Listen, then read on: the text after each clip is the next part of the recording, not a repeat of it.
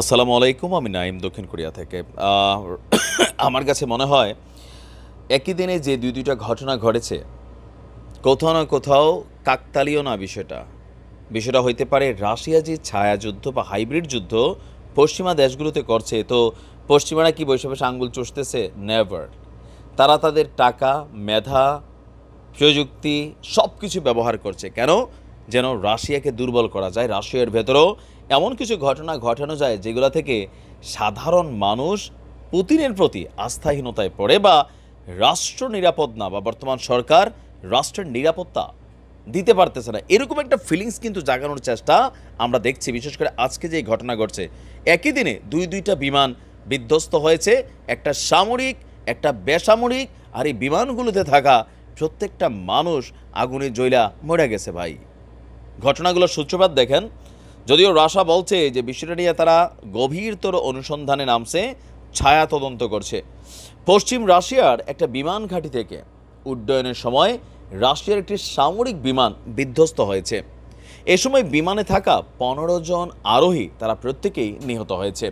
রাশিয়ার প্রতিরক্ষা মন্ত্রণালয়ের বরাত দিয়ে এক প্রতিবেদনে এই তথ্য জানিয়েছে বার্তা সংস্থা এপি। প্রতিবেদনে বলছে রাশিয়ার ইভানোভো অঞ্চলে ৮ জন ক্রু এবং ৭ জন যাত্রী নিয়ে IL-76 যে বিমানটি ছিল সেটা উড্ডয়ন করেছিল। উড্ডয়নের কিছুক্ষণ পরেই কোনো এক অজানা কারণে বিমানটিতে আগুন ধরে যায়। মর্মান্তিক এই ঘটনায় আপনার বিমানটি নিচে নামার আগেই আসলে জৈলা পুইরা ছাই হইয়া নিচে পড়ছে, মোটামুটি মানুষ যারা ছিল তারা মারা গেছে। আর প্রতিরক্ষা মন্ত্রণালয়ের বিবৃতিতে বলা হয়েছে টেক অফের সময় বিমানের ইঞ্জিনেই সম্ভবত আগুন লাগছে। তবে বিশ্লেষকরা বলছেন রাশিয়া এখানে একটা ভিন্নধর্মী খেলা খেলছে। কোন খেলা? যে যারা অপরাধী আছে তাদেরকে বুঝতে দিচ্ছে না যে ইনভেস্টিগেশনটা কোন দিকে এনেছে। রাশিয়া যা দেখাচ্ছে একটা দুর্ঘটনা, যেন অপরাধী যারা আছে তারা ভাবে যে না, ঘটনা তো ধরতে পারে নাই, এটা নিয়ে আসলে এমন আর কি হবে, যেন অপরাধীরা সচেতন হইতে না পারে, একজন মহড়া ক্যারেক্টার ক্রিয়েট করা হয়েছে।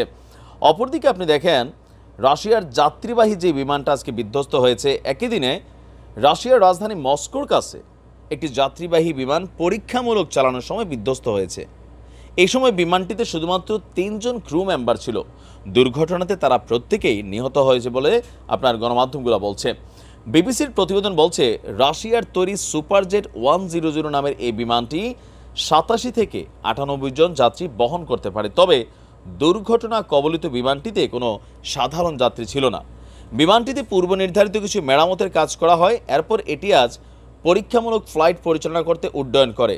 আকাশে উড়াল দেওয়ার ১ ঘন্টার কিছু সময় পর এটি একটি বনাঞ্চলে বিধ্বস্ত হয়। ওই সময় বিমানটি মস্কোর ভুকোভো বিমানবন্দরের দিকে যাচ্ছিল। রাজধানী মস্কোর ৬০ কিলোমিটার দূরে কোলেমেনাউস্কি বিভাগে বিমানটি বিধ্বস্ত হয়েছে। ভিডিও আমরা দেখেছি। এখন দুইটা ঘটনা যখন একই দিনে ঘটছে, কিছু তো ডিস্টারবেন্স আছে। কারণ রাশিয়া চাইলেই যে পশ্চিমা অভ্যন্তরে ঘটনা ঘটাতে পারে তা না। রাশিয়ার ভিতরে কিন্তু জেলেই তো ভাই আকাশ টাকাশে ড্রোন মাইরা বহুত মানুষ কিন্তু শেষ করে ফেলছে। এখন রাশিয়ার গোয়েন্দা সংস্থাগুলো বলছে যে বিষয়টা কি কাকতালীয় নাকি আসলে কোনো কাইন্ড অফ ছায়াযুদ্ধ বা হাইব্রিড যুদ্ধ রাশিয়ার মধ্যে চলছে।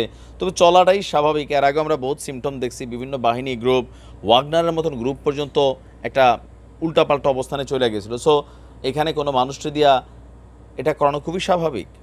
এখন এই ঘটনাগুলোকে জেলি করছে নাকি আমেরিকা করছে নাকি ন্যাটো করছে, আপনার কি মনে হয়? আমার মনে হয় যে তিনোটাই একই টিম। ভালো থাকুন কাকু, সাবধানে থাকুন। আসসালামু আলাইকুম।